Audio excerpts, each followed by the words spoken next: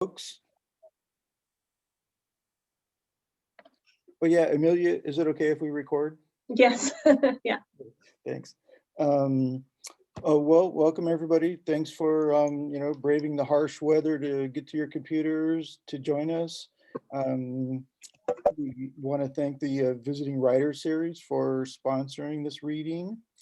And today we have the writer Amelia Gray with us, and I paused there because normally I would say the novelist or the short story writer, but Amelia pretty much writes everything, and I mean everything, and challenges herself to do so. In fact, before we all came together, I was reading a restaurant review from LA Magazine about ramen, Yeah. and came across the delightful sentence about the chef. He once climbed into an empty stock pot to find out what it felt like to be soup. So this is pretty, I would say, pretty representative of Amelia's broad curiosity, imagination, intelligence, and most particularly her eye for the peculiar. She was kind enough to join us in our last class, and she used the word deranged. And I thought, oh, why didn't I think of that? You know, it's like that moment where the comedian says exactly what you've been thinking, but you never thought to use those words. Well, she nailed it for me. And her writing is deranged. Her characters are deranged in the most exquisite, entertaining, thoughtful, provocative, beautiful ways. And I'm so happy to be able to introduce her to you all. Um, I'm sorry if I keep getting little pop-up things here for people to join us. Anyway, so welcome everybody. Welcome Amelia. And Amelia is gonna, I think, read some new stuff. Is that right, Amelia? Yeah, that's right. Okay. I promised it. Yeah. Thank you. Thanks, Steve. Thanks for the intro. You bet. So kind. So kind. Yeah, I promised in the class that I would read something brand new, which I feel nervous about, but in the spirit of writing things that make you feel nervous, I'll read it. I was actually kind of thinking I would share the screen. I started thinking that might be a good idea. I don't know if that's true or not, but I can try it if I'm able to. And then you guys can read along. Which is something that it occurred to me that we don't really get to do this in a standard reading. You know what I mean? And so you can watch me read it, and if I can't resist editing, you'll see the edits in real time. It's really that new. I was working on it this morning. So, okay. But let me make sure I can scroll down and all that good stuff. I'll move you guys over here. Okay, so this is brand new and fresh. Please be gentle. It's called Tyler Girls. They used to call her Summer Sausage. She always figured it was about her personality. Easygoing, well-liked, a welcome addition to any picnic basket. But later she realized they were probably talking about the shape of her body. When she figured that out, she knew she had to leave East Texas. Moving away was something girls did in books, and realizing she could do it too was almost more liberating than the move itself. She resolved to never go back and sent gifts and excuses when invited to weddings. They kept tabs on each other on social media, but nobody ever reached out. Eventually, she dropped off the group chat. And aside from Christmas cards, which arrived every year, Summer figured she'd never hear from her old friends again. But then, of course, life is long until it's not. You have to come, Gina said. She was calling a few days after Kelly and Katie left messages. A week before that, Summer had received an invitation to Eden's bachelorette party, which she wanted to have in Prague. Summer had laughed and thrown the invitation away, but then the calls started coming. Give me 5 reasons why you can't, Gina said, like they talked every other weekend. It's expensive, Summer said. It's in Prague for some reason. I'd have to take a week off work. It's a bachelorette party, which seems weird in like this economy. And honestly, Eden and I have kind of lost touch. Wouldn't it be better if she was with people who actually knew her? She adores you, don't say that. We all do. We know each other better than anyone else. Does she have to see me in Prague? Come on, Gina said. Summer could hear that Gina was on the treadmill in her basement. Everything she knew about them, it's new. Everything she knew about the girls she had put together from Instagram. She knew that all four of them had treadmills in their basements, along with in-ground pools in their backyards and breakfast nooks in their kitchen. They spent a lot of time making extravagant coffee drinks at home. They all seemed to work from home if they worked at all. The Kays had gone into real estate together, occasionally posting ranch-style homes in the hill country. Gina ran a legging business that Summer suspected was a multi-level marketing scheme. Eden seemed to be living off generational wealth, something about petroleum, and had amassed a cult following off inspirational quotes and pretty pictures of her home's interior design. Eden herself would never call to beg for Summer's attendance, not when there were others to be ordered around. Summer hadn't spoken to any of them in years, but she knew that much. I'm telling you, Gina said, Prague's a freaking blast. If you had come on study abroad, you'd get it. I'm sure I would. Study abroad was a sore subject even still. Look, I've got to go. It's just a weekend, a tiny sacrifice on your part, and you'd be making Eden's life. I'll think about it, Summer said. She had zero reason to go, beyond the stupid reason, which was that these girls were the only old friends she was ever going to get. Summer sausage, Eden squealed, spotting her first. Our little star is here. Katie and Kelly trotted over for perfunctory hugs, and Gina wrapped her up in the travel poncho thing she was wearing and rocked her from side to side. Summer was jet-lagged and freaked out. They were all adults, grown into every aspect of their younger selves.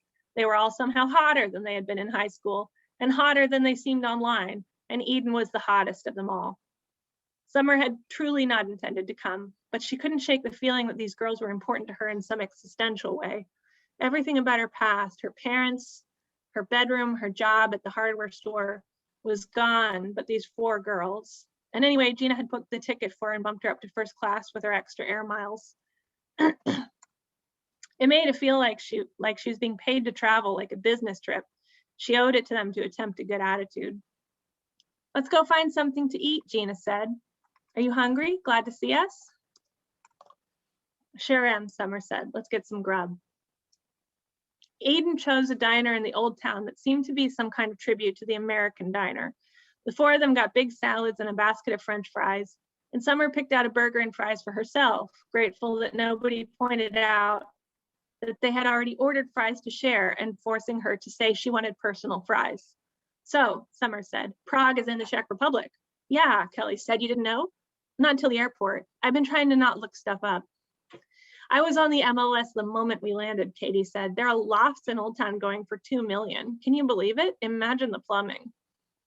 I decided to be surprised, Summer said, with all of this. I usually take control of things. I've been working in therapy on letting stuff go. Therapy, Kelly said. You always were such a know-it-all, Eden said affectionately. Right, Summer said, frowning, trying to think of the times in which she had actually claimed to know it all. Anyway, I'm trying something new. Our precious girl, Gina said, tracing stars in the back of Summer's hand. This place is great, Summer said, changing the subject. I'm loving all the stuff about James Dean. There he is. The mural on the wall presented a James Dean who so strongly resembled a loaf of bread it couldn't have been an accident, like the artist wanted him to look like food. The Dean loaf was propped up against a second silver loaf, which she realized was meant to be a convertible. She felt a sharp pain on the back of her hand and looked down to see that Gina had pinched her in the center of the star she had been tracing. Oops, Gina said. Sorry, I just can't believe you're real. So what's going on tonight, Kelly asked. Who has the itinerary? I'm glad you asked, Eden said, opening up a spiral notebook.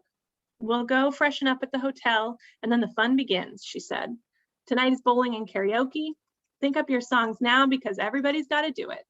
After that, I figured we'd do last call at feast. I should call Scott before, or else he's going to be worried sick. Scott is so sweet, Katie said. We should throw him a bachelor party too. Eden stared at Katie. He had one, she said. It was in Dallas. What's feast? Summer asked. I love Scott, Katie said. Well, don't love him too much, Eden said. I'm the one who has to marry him. They all laughed. I'm sure he'd like it if you all married him, Summer said, and the others smiled at her, so she kept going. If he woke up married to the whole squad, can you imagine? It would be like that time we all told Trey we had a crush on him. That would be weird, Eden said, still smiling. You could live in a great big house with like 3 or 4 different basements, a couple pools. I mean, at that point, you'd have to call it a compound. Anyway, what is feast? Eden closed her notebook. Our old friend Agatha will be there from study abroad. You'll love her. It'll be fun, Kelly said. Just you wait. They cycled gamely from bowling to karaoke. European karaoke bars were somehow both scummier and more expensive, built to satisfy the idea of foreign taste while clearly considering the foreigners in question to be idiots. Summer kept thinking back to the woman they mentioned, Agatha. It was strange to think that they had a friend in town, someone who could apparently stand them despite all their obvious small town bullshit. She thought of Katie's judgmental attitude about the plumbing, which frankly seemed a little xenophobic. Study abroad was clearly still a sore subject. She felt a little ashamed for how stuck she was in the past with them, but she pushed those feelings away. They had started it, and continuing to play at friendship was in effect only perpetuating it. She tried to push through it. By the time they got to karaoke, she had heard a little bit about Katie's house and Kelly's work and Eden's dopey sounding fiance, Scott, who owned a boat and worked with his hands and was presumably at that moment settling onto the couch to watch football with their 2 dogs. They were well into their second hour of karaoke when Summer hit her limit. Gina was whiffing the high notes to Living on a Prayer as Summer tried to focus on something Eden was trying to tell her. It takes sacrifice, Eden was yelling, probably about football. Summer was over it. The song changed over to a ballad, and let's not double over. The song changed to a ballad, and as the Kays got up to sing it together, Summer turned to Eden, her heart suddenly pounding. Why did you call me Summer Sausage? She asked, in high school. It was a cute name, Eden said. Wait, why? It's the name for pork. You really thought it was cute? Eden's mouth twisted slightly like she was trying not to laugh. It is cute. It's a meat oval. It was harmless. It was a joke. I guess I wasn't in on it. Eden glanced at the other girls. Come on, do we have to talk about this right now? We're having a good time. It's a joke we shouldn't talk about, Summer said triumphantly. That doesn't sound so harmless to me. The other girls had turned their full attention to the fight as the song played unnoticed in the background. Could you lay off? Eden asked. It's my weekend. I'm sorry for interrupting your weekend, Eden, but just so you know, we're talking about 4 years of my life here, slightly longer than a weekend, not that you care. She felt a hand around her wrist. Let's get some air, Gina said, pulling Summer out of the room. I didn't know you smoked, Summer said, accepting the cigarette Gina handed her. Scott's not real, Gina said. What? Scott, Eden's fiance. He's not real. She made him up. She wanted us all to be here and she knew you wouldn't come if it was just a fun trip, so it had to be a thing. Gina, that's insane. Please don't tell her I told you. Summer couldn't believe what she was hearing. She looked around to see if anyone else had heard it too, but as far as she could tell, the only witnesses were 2 drunk guys making out in the alley. I am not going to tell anybody anything, Summer said. Here's what I'm going to do. I'm going to go back to the hotel. I'm going to pack my things and fly back to Chicago tonight. Gina's eyes widened. You can't, she cried out. You can't do that. I told you the truth to level with you. You can't just turn around and do something dramatic like that. You want to know what's dramatic? All of you, and here's why. You all lied to me to get me out here and you kept lying. You could have told me the moment I landed and I would have been pissed, but probably stayed. Instead, you've decided to fuck with me for fun or something. It's like high school all over again. Everyone's in on the joke but me. We were going to tell you, Gina said. I was going to tell you first thing, but then you were so happy and we were all so happy. I wanted to wait until a moment when things were totally magical. That's why I told you just now. This is too weird. Friendship is weird, Gina said. We're not stupid, Summer. We know how you look at us. You've got your fancy city life and your cool friends. And when you want to go out at night, you have more choices than the same old bars that let us in when we were teenagers. You have to get out of this place where you think we're trying to cut you down or something. We know you won, okay? You won. Hearing her say that made something soften in Summer's heart. She looked down the alley. The guys making out were gone, their cigarettes still smoking from where they deposited them on the ground. She looked back to find Gina had tears in her eyes. Come on, she said. You're magic, Summer. You're the center of all this. Can you forgive us for wanting to see you? Against her better judgment, Summer allowed the hug. She felt wrapped in a wool blanket, breathing in the dizzying scent of Gina's sugar cookie body wash. You could have told me, Summer said, softening a little. That's all. I mean, it's crazy, but the whole thing is crazy. I know, Gina rocked Summer from side to side, kissing her hair. We're just glad to have you here now. Summer pulled back from the hug to see that Eden and the Kays were outside with all their stuff. Eden looked repentant for once. She held her hand out for Summer to take. Let's go to Feast, Eden said. Feast was a full-on sex club, first of all. It spanned an entire city block and was packed with rotating stages and disinfectable surfaces, every inch of it covered with writhing bodies. Summer couldn't imagine who among those girls had come up with the idea of going, but none of them seemed to be surprised. And so she followed them past piles of nude men and women draping down onto the floor, and soon enough, it was all background movement to Summer. She was in a sex club in Prague and things seemed fine. To Summer, even a European sex club wasn't as strange as the new light in which she was seeing her old friends. Sure, they had lied to get her there, but they understood more about her than she had previously assumed. It had never occurred to her that they knew how she saw them, but of course they did. They were small town girls, but they weren't stupid. She remembered what Jean had said, "You're in the center of all this." And that made her feel good. She was grateful to be there. She wanted to sit in a million diners with these girls who loved and appreciated her, no matter how much of an asshole she was. Gina and Eden went out for drinks, leaving Summer with the Kays, who were both looking up at the ceiling. They've got to be original, Katie was saying. See the timber framing? 400 years old at least. Summer looped her arms around both of them, bringing them close. I'm sorry, she said, laughing at the surprised looks on their faces. Don't worry about it. Just know whatever happens between us, I love you. We love you too, Katie said, glancing at Kelly. Eden's back, Kelly said. Sure enough, Eden had returned with an extremely tall woman in a red silk robe. This is Agatha, Eden said. This is her party. Agatha, Summer said. She was hesitant to bring a new party into things. Let's say dynamic. She was hesitant to bring a new dynamic into things just when she felt like she had a handle on this one. I've heard a lot about you. Come with me, Agatha said. This music is absolute shit. The back room was quiet after Agatha closed the thick double doors on the thumping music. Summer took stock of the place. It was more an atrium than anything, with red carpets and tall ceilings lined with the windows at the very top, which looked out on the city. The center of the room was piled high with black velvet pillows, which Agatha kicked aside, remarking to herself on the mess. Please, Agatha said, gesturing to the floor. You've known my friends for a long time, Summer said, seating herself awkwardly on one of the larger cushions. I met them years ago when they were here for study abroad. Right, Summer said. They loved to study abroad. They had a lot to learn. Sure, but I'm starting to think we all did, you know? I'm really not that separate from them. That's exactly right. You're exactly right. Summer pulled at her dress where it was riding up her thighs. You're supposed to be here for a bachelorette party, she said. But I just found out there's no bachelor. They must have really wanted you to go on a trip with them. And that's what they said. But I don't know. I always thought they just wanted someone to kick around. I never thought they actually liked me. I haven't got that sense at all. They all speak very highly of you. Really? Summer asked. They talk about me? Of course. She placed a long pipe on its rocker and came over to Summer, pulling long black ribbons from the pocket of her robe. She crouched next to Summer. She smelled like wood smoke and star anise. She looked very deeply into Summer's eyes, fastening the ribbons to her wrists and ankles. Summer had the distinct feeling she was in over her head with this Agatha woman, but there was no other option but to play it through. You're lonely, Agatha said, wrapping the ribbons around her wrists. The ribbons felt good, kind of sexy. You've always been lonely. You never really wanted to be intimate with someone. Summer felt her face flush. Did they tell you I'm a virgin? You told me yourself, Agatha said, just now, but you didn't tell me why. Summer started, but stopped herself. It's not that I've never had the opportunity. I just never really wanted anyone to know me. That's fine, Agatha said. Actually, it's just right. Summer felt ashamed at how much relief she felt, admitting something like that before this woman. The weight had been lifted.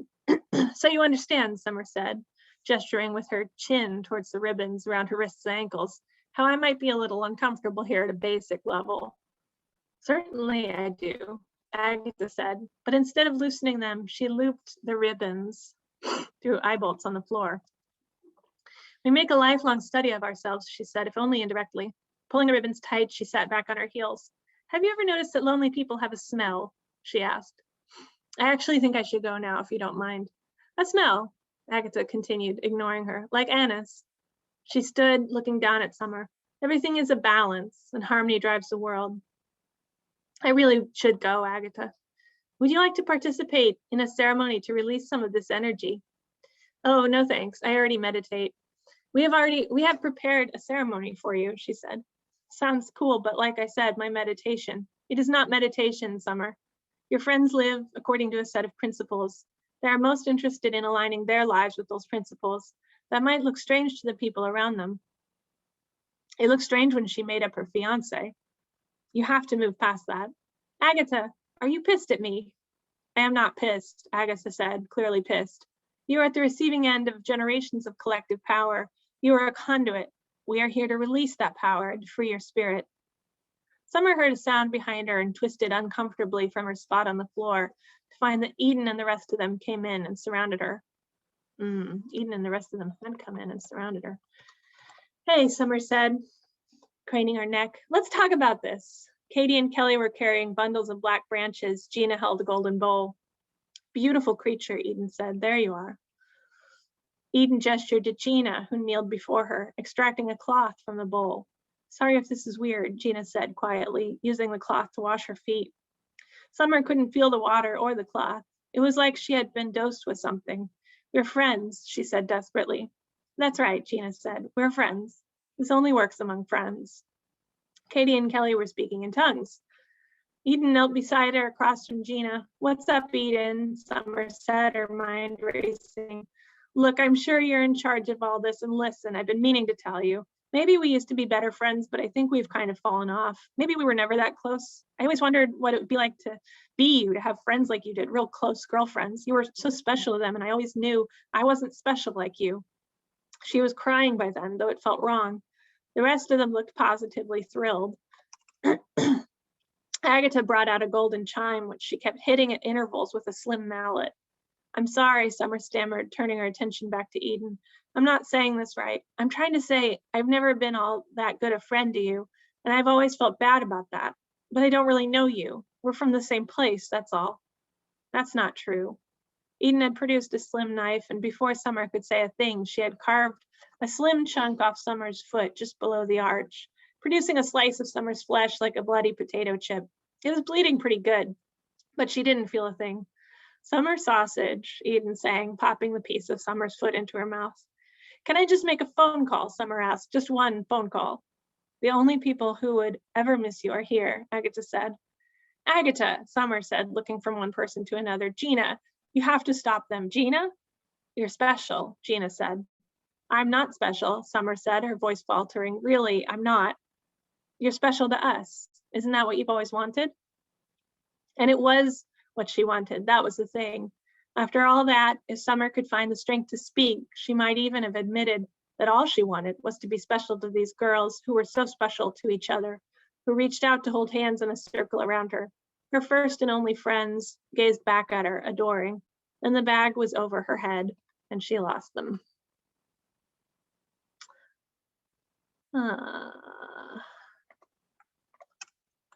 Okay, quit screwing with it.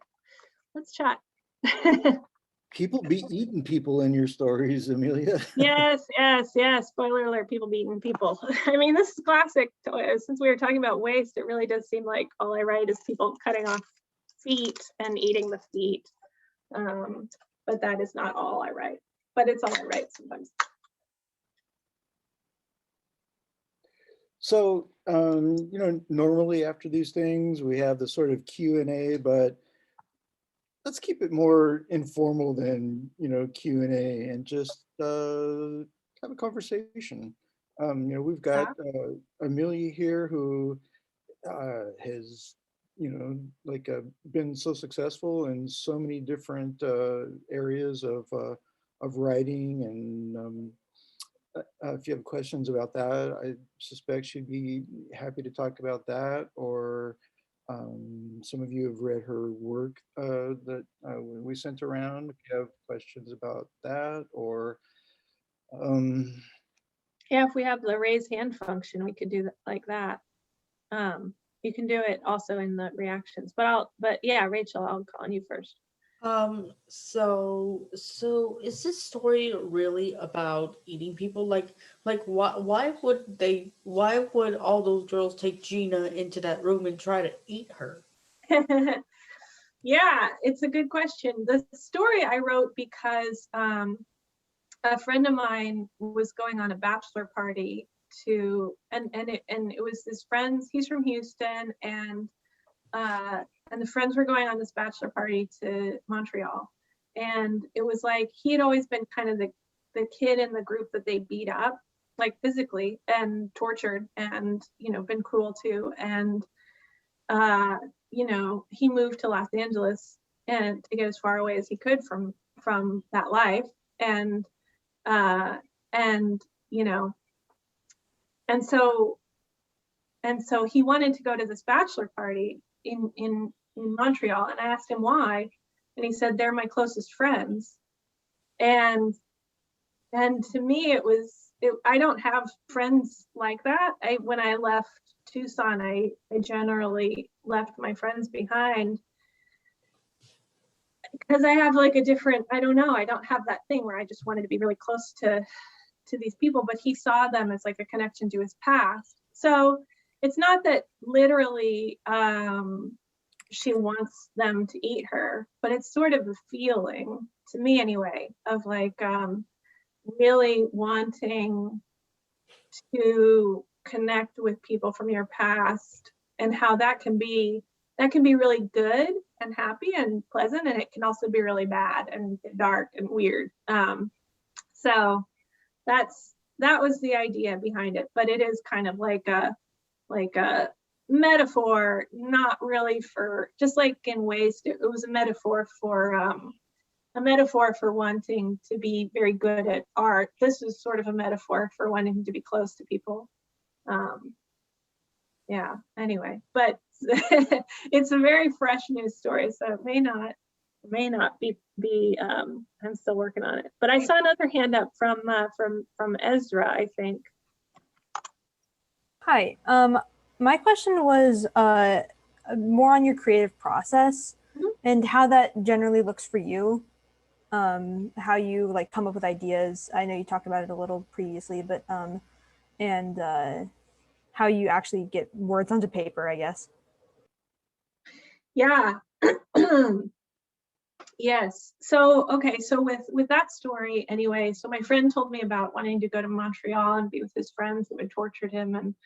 And I kept thinking about what that meant. And it just really got stuck in my head. And, the things that I was just talking about like, is it good? Is it good to want to be connected to your past, even if it's hurt you? Or is that bad? Is that, maybe we all do that in some way. And then I thought about a kind of a girl that's sort of like me, but maybe 10 degrees snobbier, living in Chicago and hating her old friends, but being obsessed with them. And then I thought, what if you really pushed it to the limit? And it's not just like, my friend ended up going to Montreal and it was totally fine. They're just adults now. They work at law firms. It was not a dramatic story. There was one night where they had this weird kind of, he brought up the past and it was weird. But I was like, what if that was all pushed to an extreme?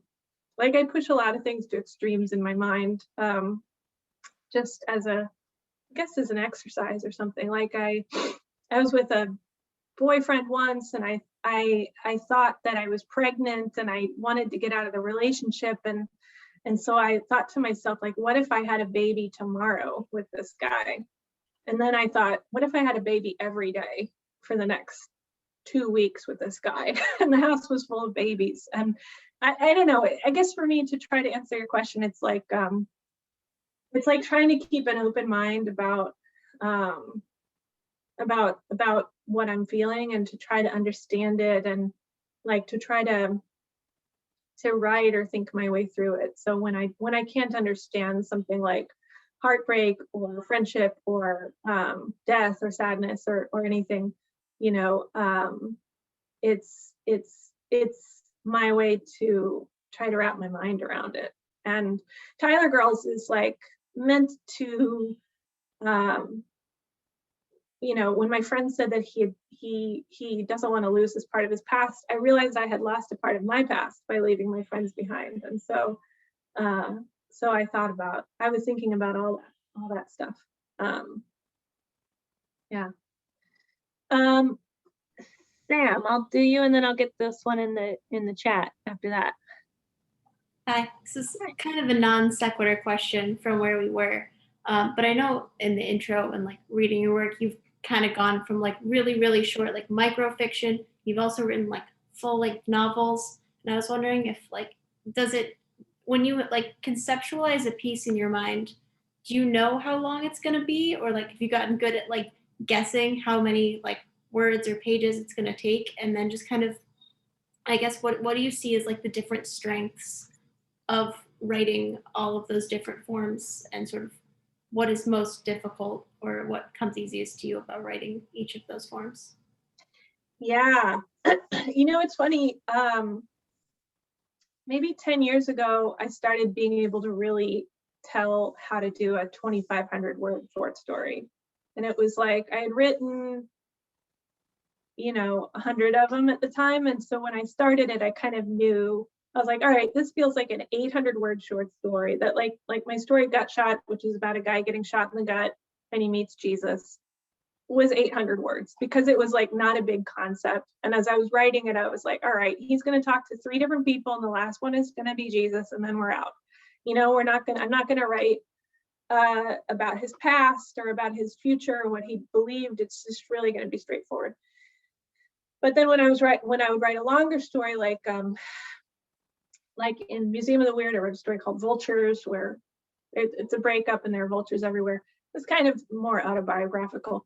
But I was like, all right, this is going to be a little more about this relationship, and it's the past and the future, and this is actually going to be like less of a slim sort of concept and more of a story. And it feels like 2,500, 3,000 words. And it really isn't just like, it's just something you do again and again and again. Like when you start driving, you're like, how am I going to know when to hit the clutch and when to hit the gas? And it is weird at first. And then eventually you do it enough that you don't even think about it. But a strange thing started happening once I really got into screenwriting, is that I stopped being able to gauge short story length anymore. And now I sat down and wrote not like I sat down in one sitting, but I wrote like a 6,000 word short story, which is far too long to be useful to anyone. And then I wrote one that, and then that one that I just read you guys was 3,800, which is a little more reasonable. And then I wrote another one that was 4,500. And then I wrote one that was 14,000, which I can just, throw in the garbage at this point for the use it'll do. I mean, it's a novella at that point.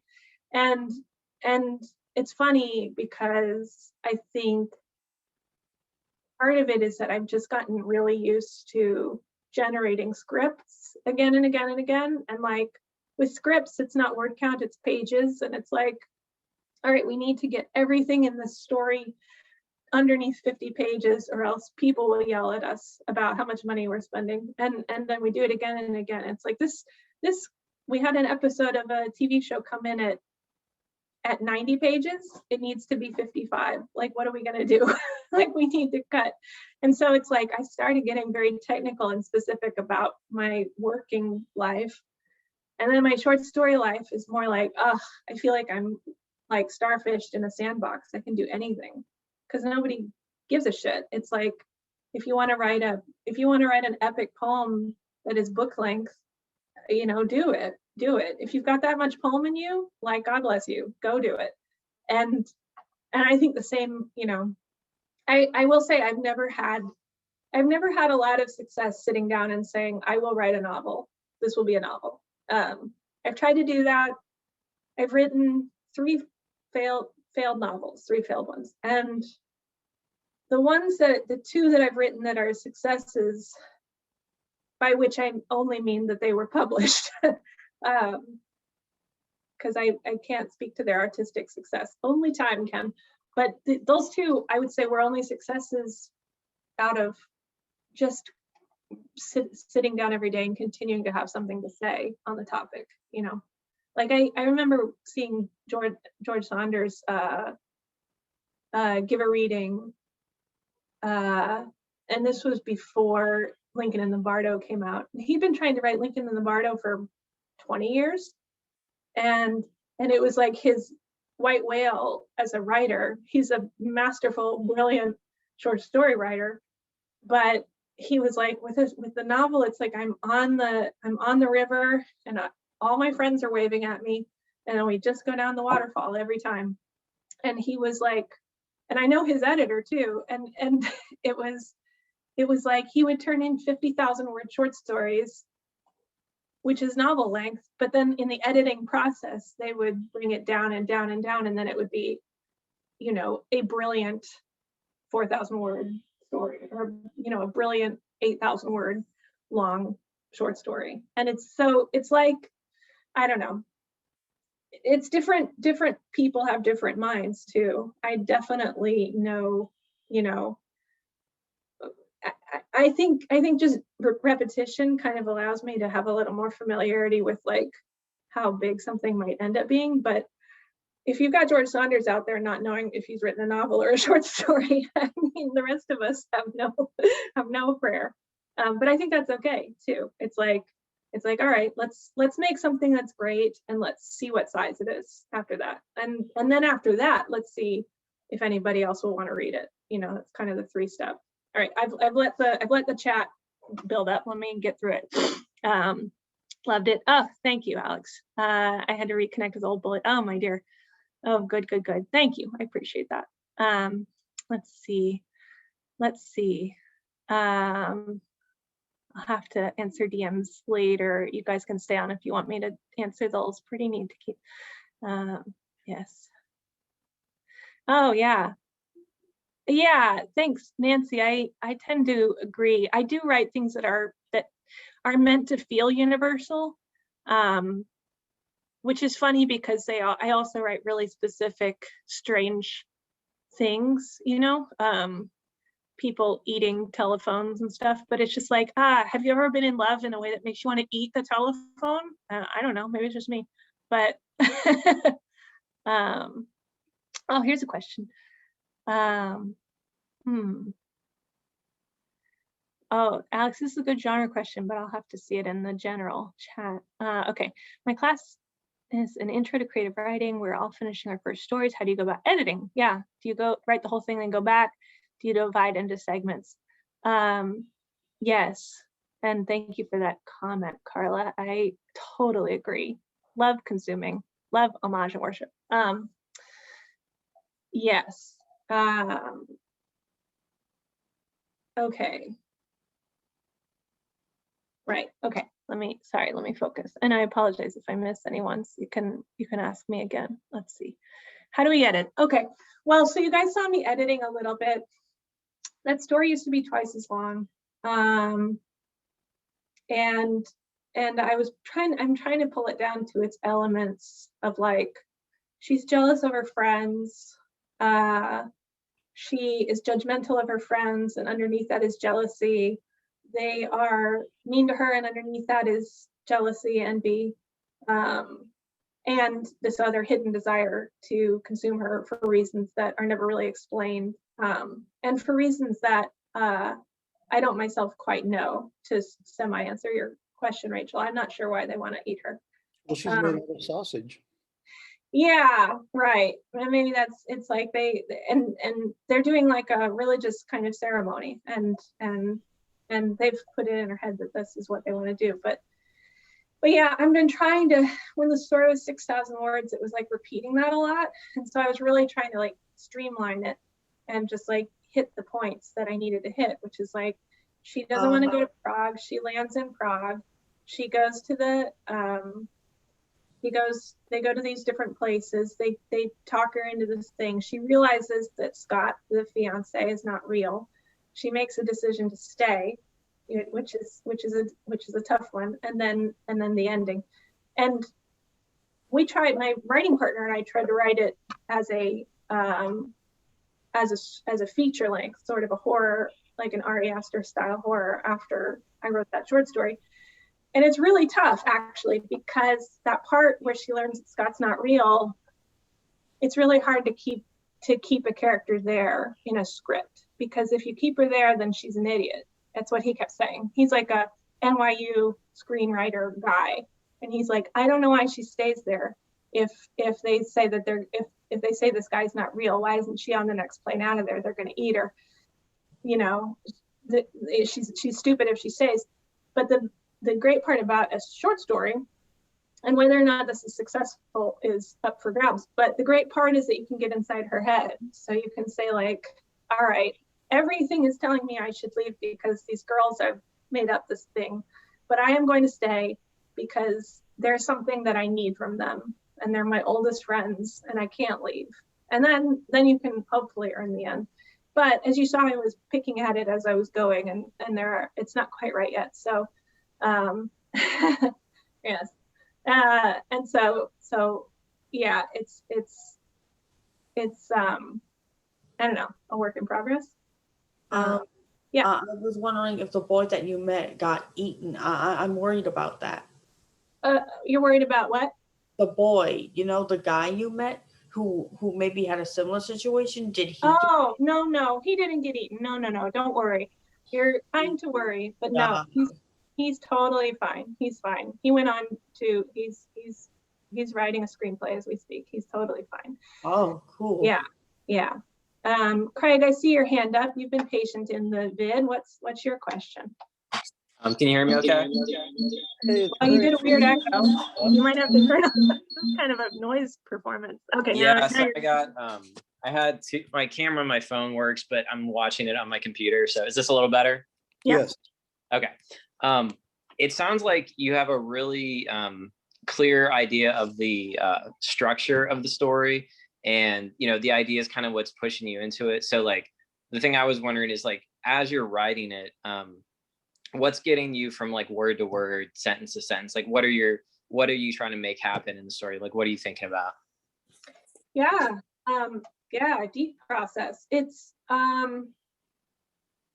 for me it is really, and Steve opened the class with us in the class we were talking, but it really is just keeping an open mind in the draft. So it's like when I sat down to write that story, to write Tyler Girls, it really was just this idea that of his bachelor party, and I was not thinking about eating, and I actually try not to write the same things over and over again, but there wasn't any sense of who the woman was, and there wasn't any sense of any kind of secrets that would happen, or and it was just like the friends convinced her to go to this bachelor party, and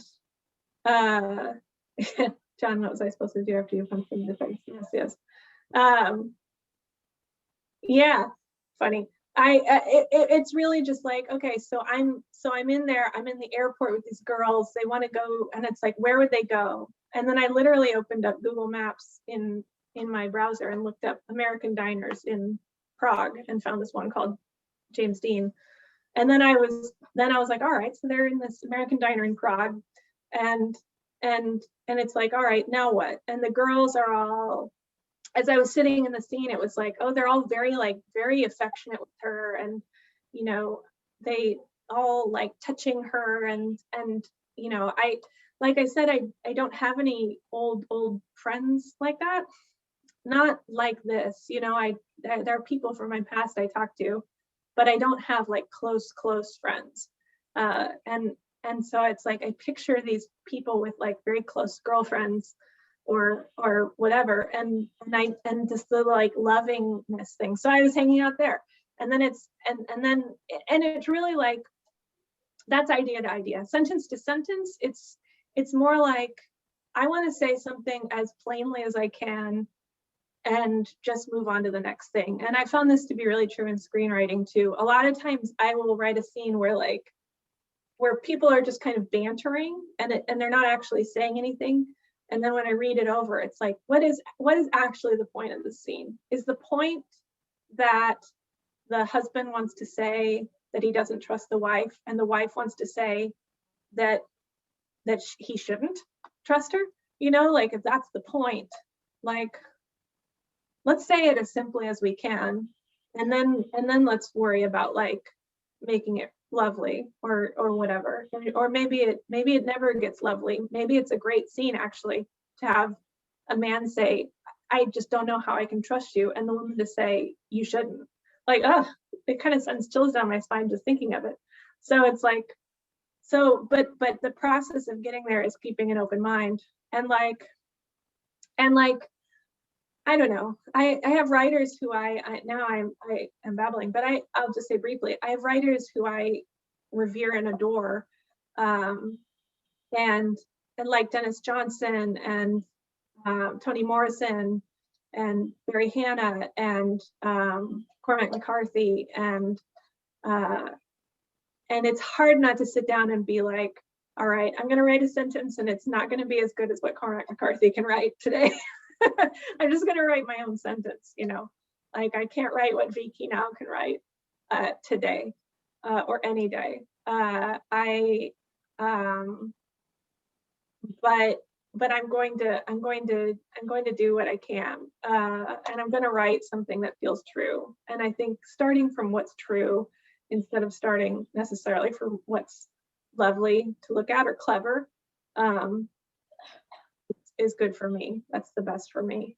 Okay, let me go ahead. I like the way that you talked about that, Amelia, writing a scene where people are bantering and then you write it based on, you know, like, okay, you know the story, you know the characters. And so even if you can't like articulate the causality or, you know, how it this intellectually belongs, you have to trust yourself, right? That like, because you're in this place, in this mindset with these characters, that, okay, this fits somehow, or this has something to do with it, right? And that's what I love so much about your stories too, is that like, you know, I get to the end and it's like, what's the story about? I don't know, but I love that like you're so fearless in just like trusting yourself that, you know, it'll work out. Yeah. And I that's sort of, you know, a big part of you know, the kind of theme of the class that you attended, you know, where we're trying to get out of thinking in sort of the narrow terms that we've always had like pounded into us as students, you know, that end up with questions like, what is the writer trying to say? As you know, as opposed to, I think the closest thing you can get to in, you know, answering a question like what is the story about is what aspect of human nature is the story exploring. I don't think you can, you know, be more specific than that a lot of times, and in some of the best literature it just defies, you know, reduction and explanation. Yeah, and I appreciate Cameron Van Nest is contextualizing tribal cultures and cannibalism and yeah, absorbing strength from opponents after battle is it's like I really do think I'm trying to truck in human nature, you know. I'm really, I think particularly when I was younger as a writer, I really wanted twists and turns and weird stuff. And I had heard there's a writer whose name always escapes me. Come on, he's whatever. But he made it his goal in readings to make people throw up in readings. It's just like such a trollish gesture.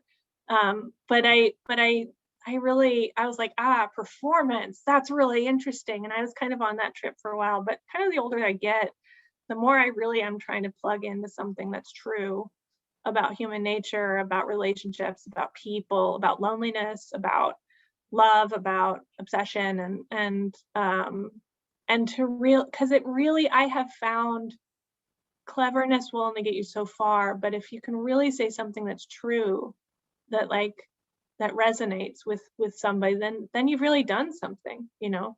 And it doesn't matter if you've written the sort of story that people have read before, like a love story or a divorce story, or, you know, it's something that people will still resonate with and take meaning from. Like that's an achievement. It's something that, and because we're all human beings, it's something that everybody can achieve on some level. And it seems Yeah. like even more of an achievement if like after they've read it they can't figure out how you did it. Yeah, right, Right. And that's the other, what I enjoyed about subjecting you guys to my mid-edit and very, very rough draft of a story is that it's like, look, you know, if I ever publish that thing, it'll be in a substantively different place than this, because I'm looking at Ethan's question, you know, how do you decide when a story needs dialogue and when it needs world building or story pacing? Sometimes it really is just reading it out loud, because as I was reading it just now to you guys, I couldn't stop and fix it, but it was like, oh, they are saying the same thing again and again in that last scene. It's like, oh, I love you. Oh, we love you. Oh, I love you. Oh, I love you. And it's like, oh, I get it, you know. And then there are other times in the story when it's like a little bit too much explaining that could just be done in dialogue. And it's really just feeling it out. You know, it's doing it a lot. You know, it's sort of, it's like, it's the same question as like, how do you know when, you know, you should downshift a car, or versus when you should put it in a neutral. It's like, it really is just, you do it enough and then you kind of feel it a little bit. But it's like, I will say, while you're still learning, trying it in different ways is good. Like sometimes I'll save a draft of a story and then throw it into present tense instead of past tense, or first person instead of third, or I will try a version where I don't write any sort of backstory in exposition. I go into flashback and have it in flashback and see if it works, because I don't know unless I do it. And you know, the more I write and work, the more I say, okay, I think that this scene needs to be a dialogue instead of, you know, purely descriptive or something. I think so. And then sometimes I'm right, but not always. And I hope to be in this career for a long ass time. So I'm hoping that by the time I'm at, you know, at the age of a George Saunders, I can really have it under my fingers. But it's one of those. I mean, we're in the. This is a career. I used to always say this, where like you can still win the Yale Younger Poetry Prize as a 40-year-old. Like they still call you a younger poet under the age of 40. Isn't that great? I mean, there's no other there. I don't think there's too many other careers in the world that are reversed ageist like that. But of course, we have plenty of other issues. But okay, let me double check. I didn't skip anybody's thoughts. These are great questions. Amelia, are you a Russell Edson fan at all? Oh, of course. He was one of my first favorites in grad school. A girl who I absolutely adored showed me the Tunnel, and I proceeded to rip off a lot of it for AM PM. Do I seek to write? I write common feelings in a unique and often odd way. Thank you. Do I seek to write out this way, or do I naturally feel to this type of? Do I feel drawn? Okay, sorry. Question is, you know, do I seek to write in a unique or kind of odd sort of place, or am I drawn to it? I would say I'm drawn to it. I think. Oh, and Hannah, that bit about your friend actually going to James Dean is fantastic. I love that. I'm drawn to it. I am sort of working off the theory that I think everybody's a little strange, and we get kind of into a it's very hard in a society to get away from the sort of norm enforcement of like how we ought to be and how we ought to write and how we ought to think and all that. And so I really like to lean into the opposite of that, I guess. And as a result, I think sometimes I hang out in the grotesque a little bit. But I like that too. I've always found that to be an interesting place to hang out, and the sort of extremities of human life, like our fingers and toes. And I write about teeth a lot. Also, I have a novel about teeth and a short story that's also about teeth. And I don't know what it is. It's like I guess the way I just described it is probably the best I ever will. Sam, I see you've got another for me. Yeah, sorry Yeah, to usurp all good. this platform and ask all the questions. And I think you've kind of addressed this probably in quite a few times already, in quite a few questions already. But I'm just wondering, like, when you imagine people reading your work, like, what is your ideal reaction? Like, what do you want people to get or understand? And obviously, it might depend, like, on the piece, but just in general. Yeah, that's a good question. Well, I mentioned, or I started talking about this in the class version of this, but I have a harder time writing when I'm picturing a large group. And when I was working on this show called Mr. Robot, it has an active and engaged fan base. And I really could never, I couldn't look on Twitter and I couldn't go into the Reddit because I just kind of, it feels like a lot of pressure to have unknown people looking at my work. But I like to write for like Edgar Corrett said, Edgar Corrett writes for his brother, and I write for just one person sometimes. And for a long time, it was a boyfriend of mine for a long time, and then it was my friend Susan, who I wrote most of the stories in Gut Shot for, and lately I'm writing a lot for my writing partner, Robbie, and it's like a creative conversation in essence, I guess. But so when I'm writing and I'm really hoping, I'm picturing my friend and thinking, he told me this, he opened up and said this thing about his oldest friends and feeling so uncomfortable about going to this bachelor party. And I wanted him to see that I had understood it, and that so it was like really trying to have a conversation with him about it. And I've had some other stories that have been like that. There's, or I'll write one to my mom or my dad or my friend who died, or it sort of doesn't need to be a living person, and it doesn't necessarily need to be somebody I know. I definitely have written a novel to Nell Zink. Yeah. Oh, Mr. Robot Love in the chat. Thanks, everybody. I just worked on season 4, so it's sort of like working on a later season of TV is it's sort of like you're handed a car that is beloved, and it's like, don't crash this car, whatever you do. And the last season of a TV is particularly challenging because it's like, don't crash this car, and like steer it well into the garage in a satisfying way to all. But it was, Sam Aspinall is really brilliant, and it was really fun to steer his car. Mr. Robot stars Rami Malek. Craig, did you have a second question, or you got your hand up? He may not. Oh, he's connecting. Sorry. Doing it again. Yeah, that was my fault. Okay. No, actually, I didn't mean to have the hand up again. Oh, okay, cool. Yeah, I must have switched it on whenever All good. Okay. So there's a question from Nancy. Don't we risk going too deep into meaning and miss the bigger metaphor? What is the story or any story about? Sometimes it's not the one unexpected and crazy moment. Yeah, I agree. It's or I think I do. Let me wrap my mind around it.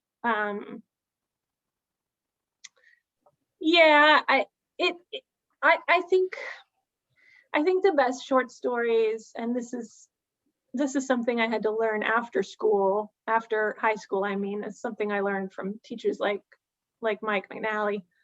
The best stories mean whatever you see in them, and they change meaning based on when you read them. And we haven't talked too much about novels in this space because you guys are in a short story place in your class anyway. But I think it's really interesting to go back to novels that you've read when you were a lot younger. I read Anna Karenina when I was 20 and had a really, really keen experience of, passion and lust and love. And now I reading it again, you know, nearly 20 years later, having experience as like a married lady and reading it as a novel about marriage and like communication breakdown. And like when you can't have a conversation with somebody because you're not being honest with yourself, you know, I just read it in a different way. And so it's like, yeah, the danger of looking at a piece of art and saying this is what it's about, it's kind of exclusionary, and it's exclusionary to other readers and even the one reader at different points in their life. You know, like somebody from a culture, for example, that engages in like whatever flash consumption will read a story of mine in a different way than somebody who doesn't, you know, or you know, or it's obviously I don't have to tell you guys about different cultural meanings and different ways to read things, but it is sort of a danger of like, here's what a story is about, here's what the writer was intending, because at the end of the day, it doesn't always even matter what I was intending as a writer or an artist. And like talking about Mr. Robot, which is a story about, to me, about loneliness and connection and being brave. But it's also, to me, at the end, it becomes really about relinquishing control, and like a character who desperately wants to control everything around him, being faced with something that he cannot control and being forced to give up control or die. And literally, it's like, you will give up control or you will die. It's your choice. And I think that's a metaphor for how I think control is. I think when I'll speak for myself, am mired in the past, it really, I lose the ability to look into the future. I guess I was But- thinking about, Yeah, Bill- go ahead. I was thinking about Billy Collins' poem about writing workshops, and you know, he asked them to do all these things, but all they want to do is tie the poem to a chair and beat a confession out of it. Yeah. And I think that you risk the danger. I mean, yes, everybody's going to get what they get based on their own experience and where they are in their life. But if you try to say, well, the writer was, here's what the writer meant, here's what the writer meant, I just think that goes away from the enjoyment of literature in so many ways. I think you just have to open yourself up and let it in. And Yeah. it's your experience. It's a one-on-one experience to read, really. Right. Yeah, it's one of the more intimate experiences we have to read. And yeah, I found too that and I'm sure everyone has had this experience in some way, although curriculums have gotten a lot better. But it's like, I really never saw, I read stories that I loved when I was younger, and then I went for a while where I didn't see anything that I loved, and I thought maybe literature wasn't for me. And you know, and then I had to go back to the writers I loved to begin with, which were like Shirley Jackson and Richard Brautigan and Don Barthelme and the kind of weird crew, and sort of remember why I like it to begin with. And yeah, not beating a confession out of a poem. Yeah, it really beats the life out of it. Yeah, I like that, Steve. Writers are set free when they realize they only control half the story. I think that's true. So yeah, I see. Yeah, I like that, Sam. Good thoughts. And Andrew, I was briefly mentioning this. I try not to write for an audience at all. I just try to write for a friend of mine or a family member. I try to keep it simple, or just myself a lot of times. I used to write stories, and I would fold them underneath stickers, and I'd put the stickers on underneath the bus seats on the bus that I was riding, or stop signs. It was just, I don't know why. It was like, I just have always wanted desperately to say something to somebody. But the less pressure, the better.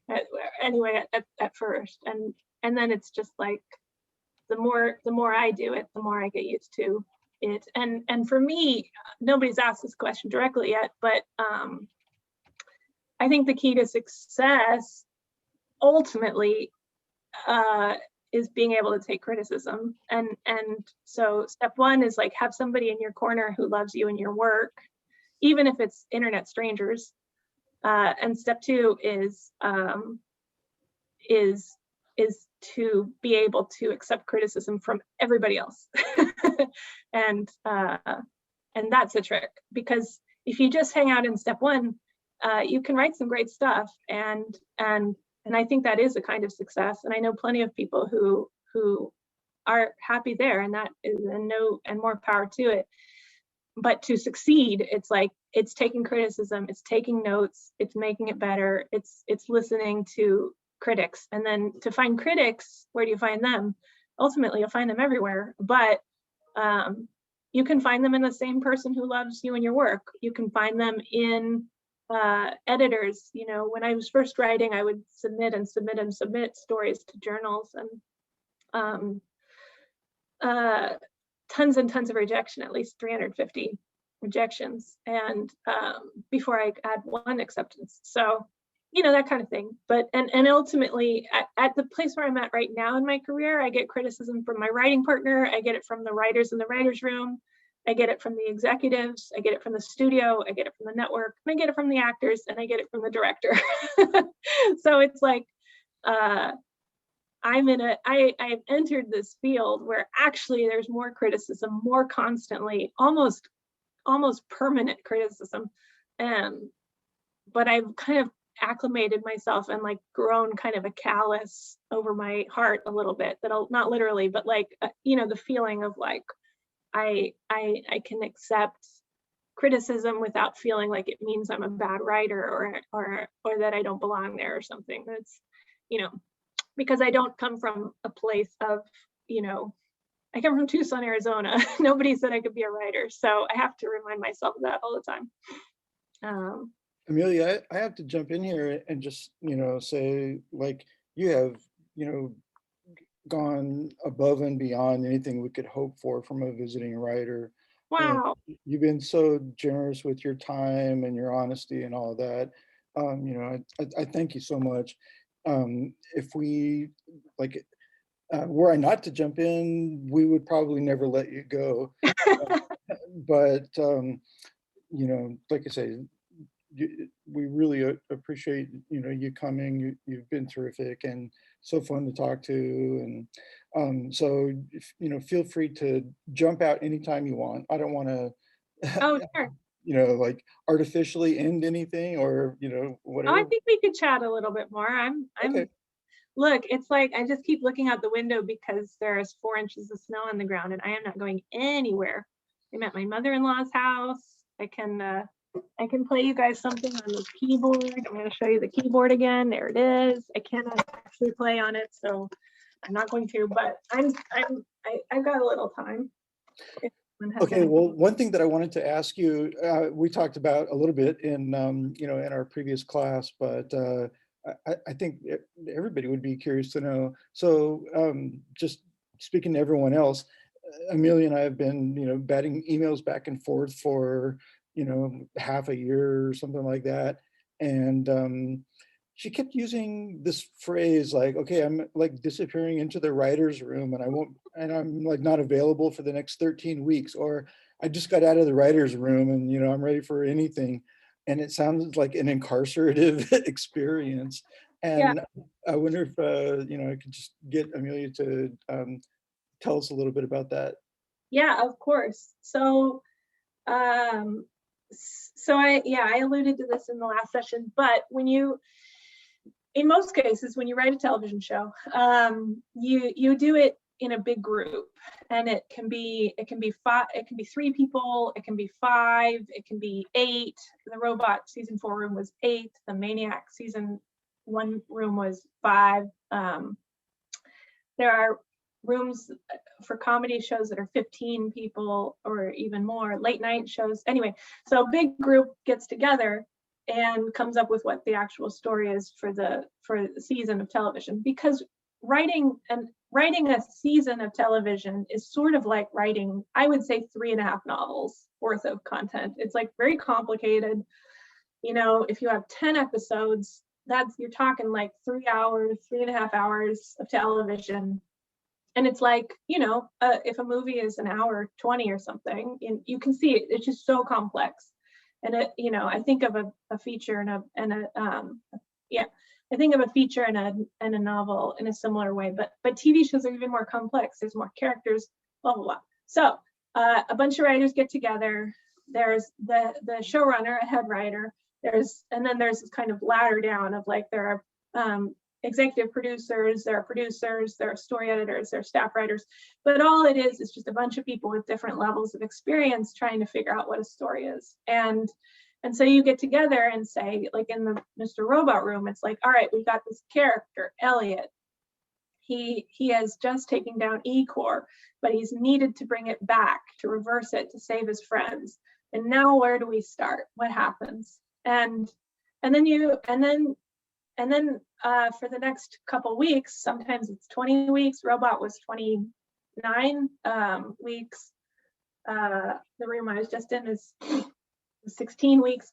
You come up with the plot of what will happen and just sort of the broad strokes, and then what each character is thinking and happening, and then what happens in each episode, and then what happens in a very detailed way in each episode, until at one point you're sitting there and you're looking. Sometimes somebody is typing this. You're looking at it on a screen. You're actually writing dialogue with everybody else in the room. And the effect is sort of like running a sack race with like 5 different people or 8 different people or 15 different people. And everyone is kind of throwing out ideas and you're trying to make the story work. And it's like, when you're alone in your room writing a story, it's one thing to like, oh, what's good and true and real. And then when you're in this big group, it's like trying to do that with everybody else is kind of a monumental task. And it's very like in the robot room, we talk a lot about I don't want to spoil the last season if anyone missed it, but we talk a lot about some really real things that happen to these characters, difficult things, and it's like it requires you to like bring yourself and your experiences into those conversations, or in the one I'm working on now, the show Gaslit, which will be on Stars. It's about Watergate, but it's really about a marriage, and it's about alcoholism and about a family falling apart, and about sort of gaslighting culturally and personally. And man, it leads to some very real conversations. So so that's why it's sort of, it does feel like a submarine situation. And then there's all these sort of logistical stresses of like, all right, now let's make a TV show. There should be a teaser. There are 5 acts. We start the first act, we end it here, and then organizing everything so it makes sense and is satisfying to watch and isn't too repetitive. And then doing it really quickly. It's essentially like writing 3 novels in 16 weeks, which is very difficult, no matter how many people are involved. So that's kind of what a writer's room is. And they all operate in different ways. Some of them, like I know in the room for The Deuce, I believe they would just have basic concepts that a scene would be, and then the writers would go write what the scene is. Like, okay, in this scene, the character needs to start off by thinking that he needs to shut down this set, but by the end of the scene, he needs to realize that actually, like he needs to run the set. He doesn't need to shut it down. He needs to run it, or whatever. And then they send the writer off to write that scene. But then in a show like Robot, Sam has a very particular idea of what he wants, and he really wants to break it down to dialogue, literally what people are saying to each other. So there's a Robot question I would try to hit. When you were brought on for a project you didn't start, like Robot, did you sit down and binge watch it? How do you get brought onto these projects? Yeah. I did watch it. I watched all of it, but I already had. So for my entry into TV was backwards as with my entry into everything. But I had written my first book, AM/PM, came out with a small press in Chicago. They published. A friend of mine, a guy I didn't know, his name is Pat Somerville. We became friends.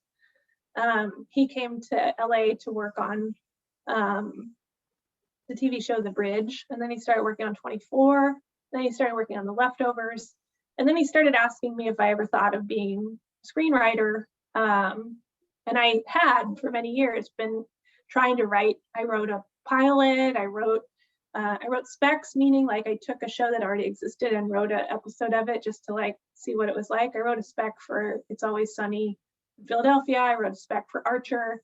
Archer. I know early Archer is about as good as it gets, but and then he got me an interview on Leftovers. I did not get that job, but it inspired me to like write a different spec, like a pilot of my own that was like my own work. And then he got this job show running Maniac, a show on Netflix, and then he hired me to write in that writer's room. And so that got me into that. It got me an agent and a manager, which is sort of the way to really get into these interviews more often. It's like my agents had heard about my agent has heard about an opening on Mr. Robot, and they submitted my pilot, and then I got an interview and I talked to Sam, and yeah, he was looking for different like a writer to like come up with weird like out of the box ideas, but who still like knew the show and was a fan of the show, and that was me. So yeah, I was just thinking about that exact phrase, like in such a in the box business, like you would be gold, right? You're like the out of the box writer. Yeah, that's kind of what I offer. It's like I had, certainly at the time, I had less experience as a dyed-in-the-wool screenwriter. And sometimes when you're staffing a writer's room, you want somebody who is obsessed with TV and movies and has only wanted to be a screenwriter and was a writer's assistant and a production assistant and a showrunner's assistant and, you know, like gung-ho to like do anything to be a screenwriter. And then sometimes you want somebody who's like extremely passionate and gung-ho to be a writer, but like in a slightly different way. Because then when I'm talking to somebody who's like a dyed-in-the-wool screenwriter, and that's sort of the writing partnership I have right now with my friend Robbie, he is like a screenwriter and he knows function and form and like how to feel out the way the scene should feel rhythmically. And I am like, and then what if when they're digging a pipe, they hit a water main and then they're covered in shit from the septic tank or whatever? And he's like, brilliant. And then it's this kind of unholy marriage of, you know, form and function. And but you know, and it's like, I'm also pretty good at structure and scripts, and he's also pretty good as a writer. He's actually a brilliant writer, but it's like together, you know, we're like a Voltron situation. I'm eating candy now. And that's the intersection where like the best stuff happens, right? You know, here's what's expected, bumps into what's totally unexpected. Mm-hmm. Yeah. And it's like, I really can't express how much failure is involved in every single venture I have, because it's very easy to like, oh wow, I write so many different genres and I do so many different fun things, and these are true, this is true, but man, the amount of failed, I mean, I told you guys, a bunch of failed novels under my belt, a bunch of scripts that are going approximately nowhere, a ton of feature-length scripts that are going nowhere, which is like novels, and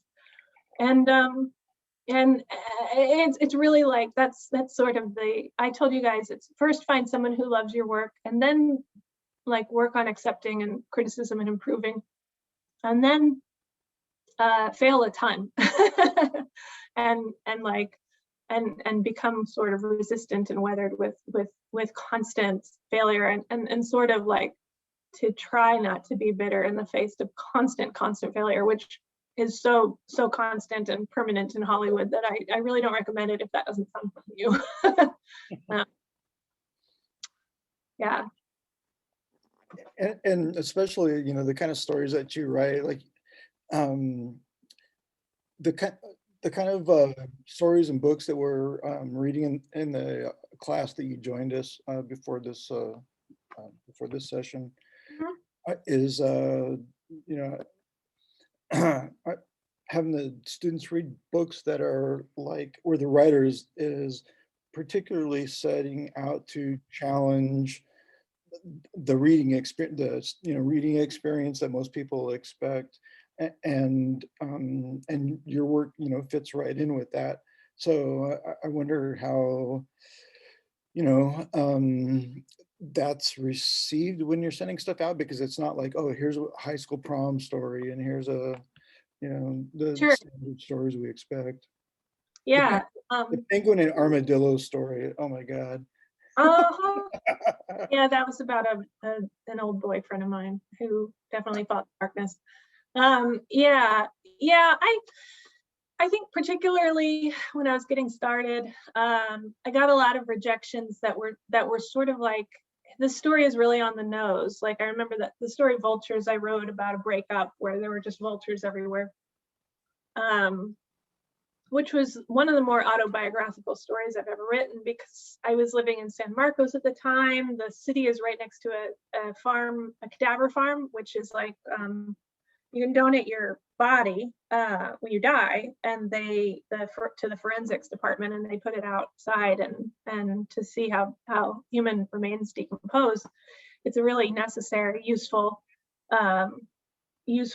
program for forensics, and they've done a ton of great scientific work through that place, and it attracts animals. And so the city was ridden with vultures, and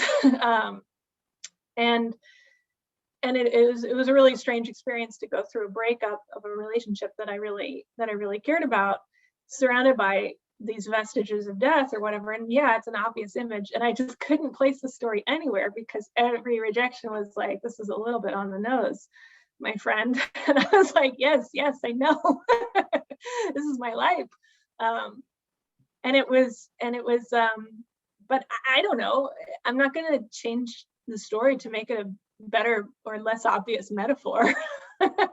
I'm just going to do it, and if it doesn't work, I'll write a different story. I think maybe it's laziness, actually, now that I'm really getting to something here. But it's like, I don't know, like I had here's another failure story. I was writing there's a producer in Hollywood that had the rights to one of my favorite movies of the past 20 years, which is this movie called Dogtooth, which is, yeah, a Yorgos Lanthimos movie. He ended up doing The Favorite, but don't sleep on Dogtooth.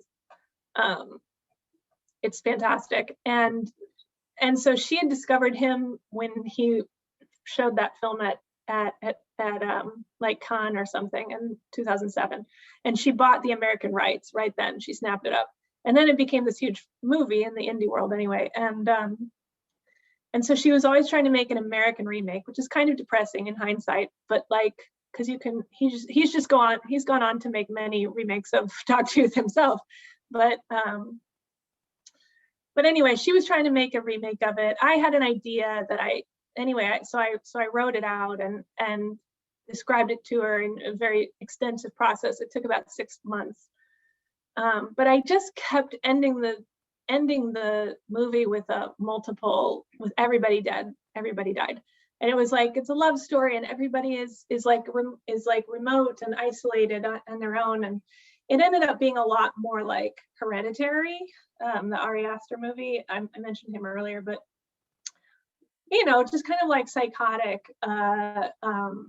isolation sort of porn, I guess. And she just was like, you know what, I don't think that this should be a murder-suicide thing. I think that this should be more hopeful at the end. And finally, I was like, you know what? I think I'm writing a different movie. I think that's it. So I think we're done, And it was kind of sad on one hand, because I had been paid $0 for the experience, but and I probably will never get paid for that idea. But on the other hand, it's like, oh, okay, I wanted to write a different thing. Like I wanted to write a story where the isolation became worse and worse and worse, and nobody escaped in the end, no morals. And but that wasn't to be, and that's totally fine. So it's sort of like, I guess that's all right. I gave you 3 things to do, fail lots, and then 3A is sort of like keep the faith, in what you believe in. Like there's a great, Apocalypse Now is a great movie. If you've seen it, or if you haven't, you should watch the movie Hearts of Darkness, which is about the making of Apocalypse Now, where, you know, he's going insane, and everything is screwing up and falling apart and breaking, and he thinks, you know, and he's like, he thinks he's a fraud every day, but like at the same time he keeps the faith that he's going to make this movie about Vietnam that needs to be told, and he did it, and it's so inspiring. And there's this one part of Hearts of Darkness where they bring in a new screenwriter. They fired the old one and they brought in a new one, and then he wanted to walk, as I recall, and they brought him back and talked to him, and this new screenwriter comes out of the office and says, well, he's convinced me that this is the first screenplay that'll ever win a Nobel Prize. And it's like so crazy on one hand, but on the other hand, that's the level of faith you got to have in your own work to operate at that level. I'm still working on that level of faith. So it's a process, you know, but it helps if you put all your money into something too, I guess. Yeah. So Yeah. Got another question. The concept is writing has changed over the years. Has what you love about it changed? Like, how has what you love about writing grown as its meaning has changed? Yeah, briefly, I was talking to Catherine Lacey about this. She's a fantastic writer. She wrote a book called Nobody Is Ever Missing, which you should not sleep on if you like ladies and sad girls, as I do. She was talking about making the jump to TV, which I think she should, because the world needs more of her.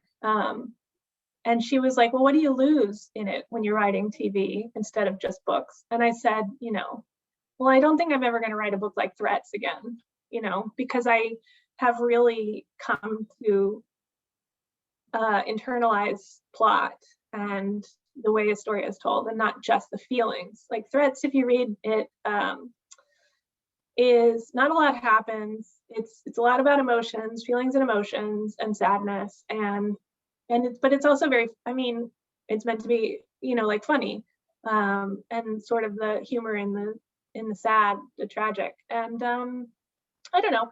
I think if I sat down and tried to write a book like Threats, I would need more plot. I would need more things to happen and for things to be more real.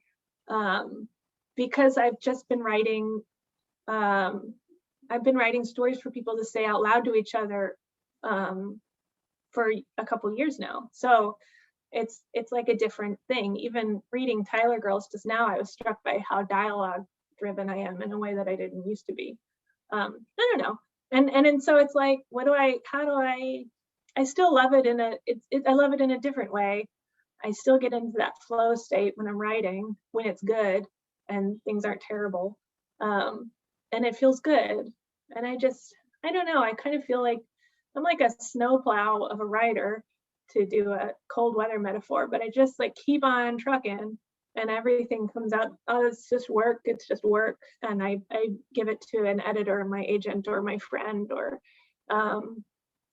whatever, and I make some more of it. Now I'm lucky enough to just be in a place where I can consume culture and then write culture or try to, the stuff that isn't a horrendous failure. Well, I'd like to see more restaurant reviews.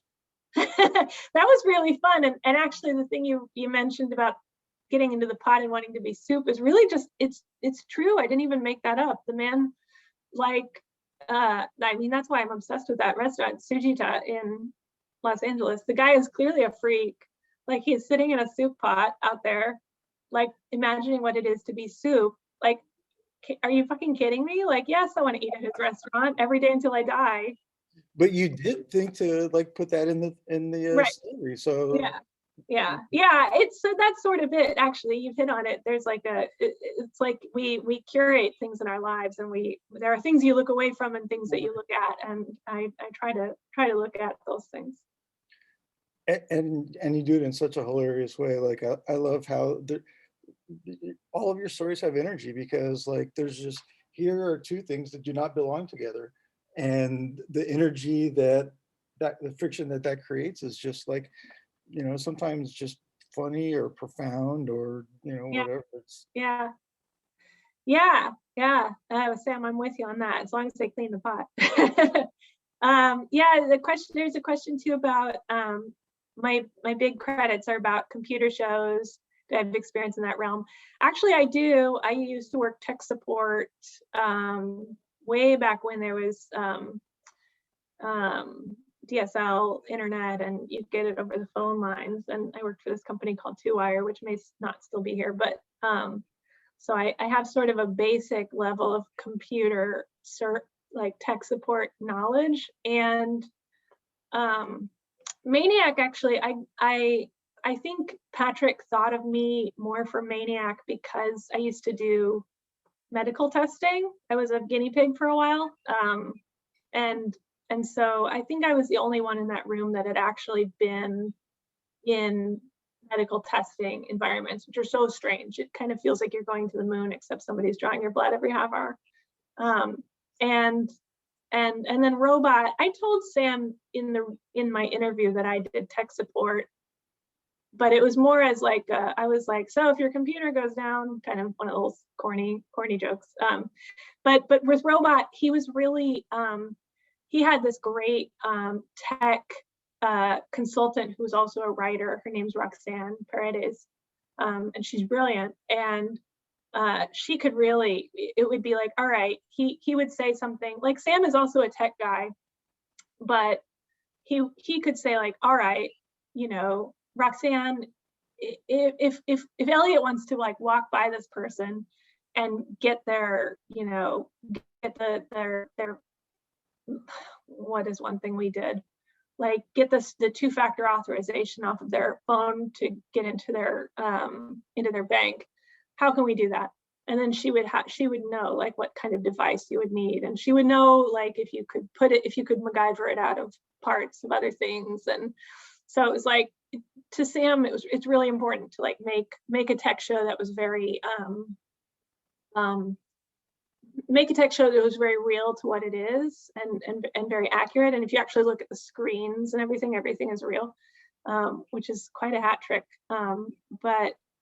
But yeah, to hire people that were also like less into technical stuff and more into human emotions, which was like me and some of the others in that room. Like, yeah, you got to be able to have both. But that's the great thing about a writer's room too. It's like, look, when we were staffing this room for the Watergate show, we wanted people that were into politics, but we also wanted people that like didn't care about politics, because I don't care about Watergate and I knew nothing about it.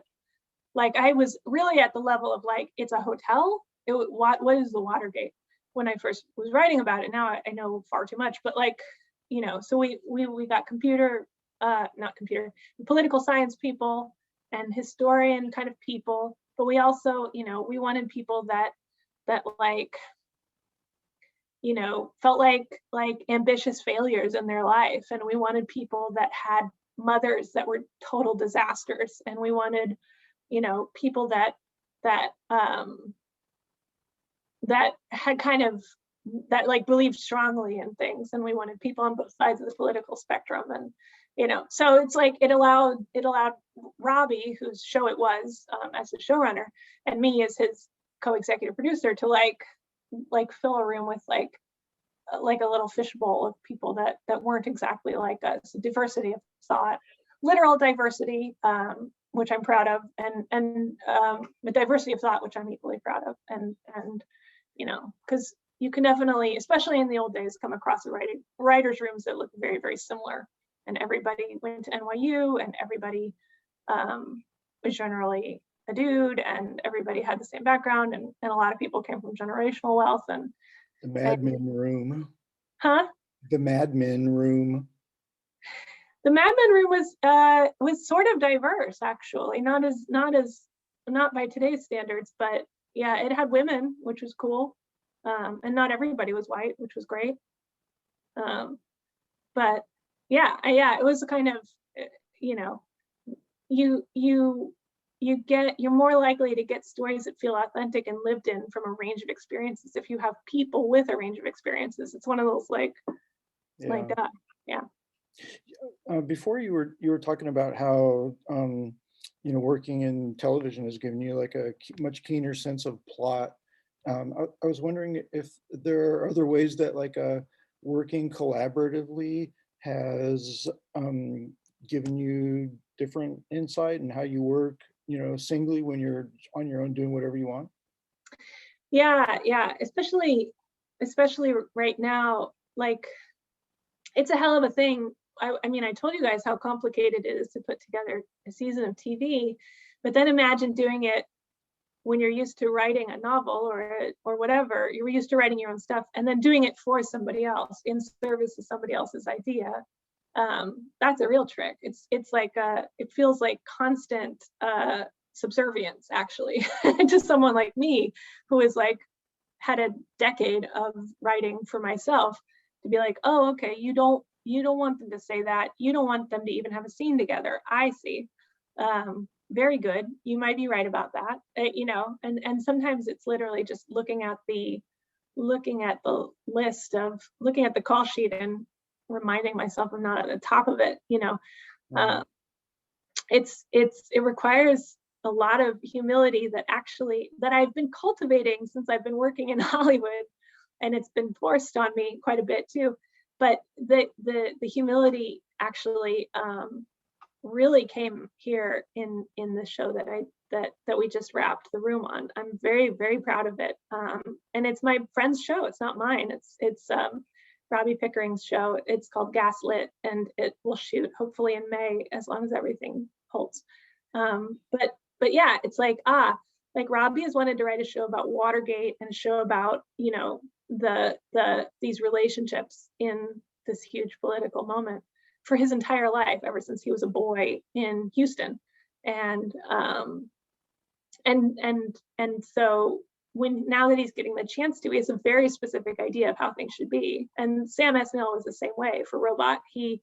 Elliot has so much of himself in him, and it's so important to him to tell that character the way that he felt it he wanted his story to be told. It really is that personal and that huge to him. And yeah, I think that's such an interesting thing in a writer's room, because I can come into Robot and think of it as being about a certain thing, and I can contribute my own little corner to it.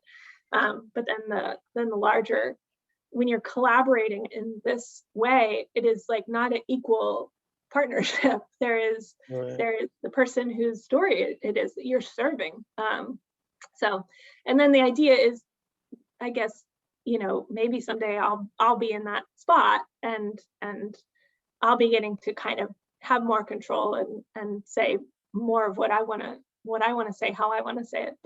But even then, it's collaborative. You're collaborating with like I said, your directors, your crew, your actors, and the other people in the writers' room who all have their own angles on things and really interesting ways to tell their stories. Yeah. Amelia, I'm really gonna like develop a guilt complex here if we don't set you free. Okay, I'll answer one more and then we'll stop. Taking advantage of you. Yeah, one more. You used to write by yourself, it'd be terrifying. It was. I know that would exacerbate the hell out of imposter syndrome. Yes. Yeah. It was really hard, and it was interesting to me seeing it on the other side on this latest project with new writers. I wouldn't say young because they're not all young writers, but it's hard to go into a new thing and to not and one, to be at the lowest rung on the totem pole, but also to desperately want to be there, and also to like not totally know how to write a TV show yet. Like you can't. I remember writing a scene where Mantle Ray is driving a Corvette across town, and I wrote like 50 things that he saw, and I showed it to Patrick, and he was like, "We're not going to make 50 scenes for you, Amelia. You need to write one." Like that. Pretend we have pretend we have just like a small amount of money to do this little bit of script. I don't want all of that. And it's like, yeah, of course.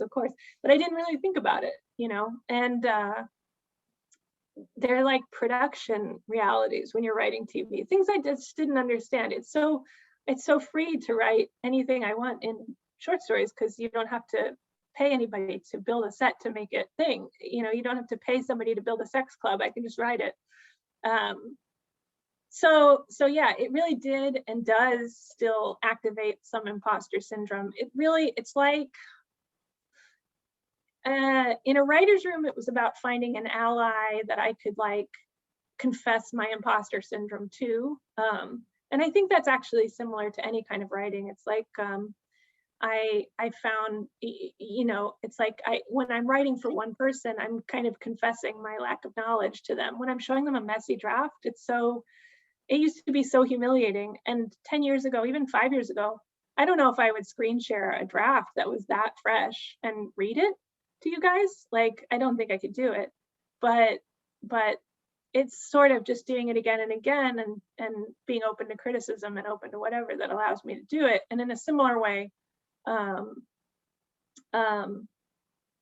yeah, like finding somebody who will listen to my constant bullshit about how I feel after a hard day in the writer's room was very helpful to feel brave enough to go back the next day and to have the humility to say like, okay, I don't know everything and I'm not going to be perfect. And I've never produced an episode of TV and someday I will, maybe, but not with that attitude, young lady. I feel like that sense of humility shows in all of your work. I hope so. I work on it. Yeah, I work on it. It's really, I think what today has me thinking is that like an open mind and like the humility to keep an open mind is probably the key to success for me. Well, you should join our class, Amelia. It's, Great. I mean, I learned today. See, so if I can learn, anybody We'll can. give you a discounted rate since we're partway great. through the semester. Great. I'm making money here. Well, thank you. With all my heart, thank you. It's been like such a pleasure to get to know you, and it's all my favorite thing in the world is to press the work of writers I love into the hands of other people. And if nothing else, this gave me a great opportunity to like, share your work with so many people and say, look, you guys got to read Amelia Gray. So thank you for everything. Thank you. No, this has been really great. It's so good, especially in the middle of a snowstorm blackout, to get to talk about writing with writers. And so that's just, it made my day. So I appreciate you guys. I'm glad. All right, well, we'll cut you loose. you have more than giving us anything we could hope for. My pleasure, likewise. And thank you guys. I'm seeing the chat. I appreciate all y'all. Stay warm, and if it's gonna get icy, don't go get some food that's not gonna go bad that you can't just put in the microwave. One last quick question. Yeah. There's one book that you can like press into all of our hands. What would it be? Golly. I mean, my first thought was something by Nell Zink, like Nicotine, or maybe The Matrices. I guess it depends. I think I've mentioned a lot of them that I'm obsessed with. I'm about, oh man, this is hard though. I know the pressure of decision. Yeah, the thing I read in early quarantine, here's what I'll say. If you want to read something that's like dense and that you really feel like you've accomplished something, the new translation of Anna Karenina, but the Pivar Kamansky translation is where to go. But if you're looking for something that's like frothy and fun and will make you like feel like, oh, I didn't know literature could do that, I would say Melissa Broder's book, The Pisces, that's about a woman falling in love with a merman. Mermaid, yeah. Yeah. Great. All right. And they're both equally good. Somebody can tell Melissa I said that. All right. Great ending. Thanks very much, Amelia. Yeah. And, guys. thank you all for showing up, Webster folks. And